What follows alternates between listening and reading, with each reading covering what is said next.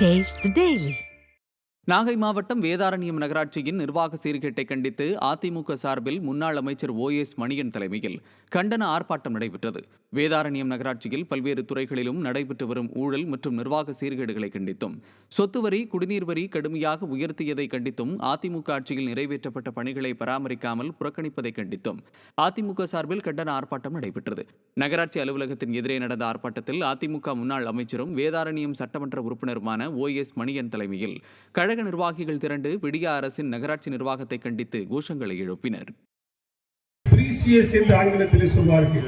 அப்படிப்பட்ட குடிக்க தண்ணீரிலே கூட எப்படி லஞ்சம் வாங்குவது, சம்பாதிப்பது, கொள்ளையடிப்பது என்று கணக்கு போடுகிற நகராட்சி தான் நாம் முன்னே இருக்கிற இந்த வேதாரண்யம் நகராட்சி என்பதை நான் இங்கே தெரிவித்துக் கொள்ள விரும்புகிறேன். காசு சம்பாதிக்கணும், காசு சம்பாதிக்கணும், காசு சம்பாதிக்கணும், பணத்தை சேர்க்கணும், பணத்தை சேர்க்கணும், பணத்தை சேர்க்கணும்.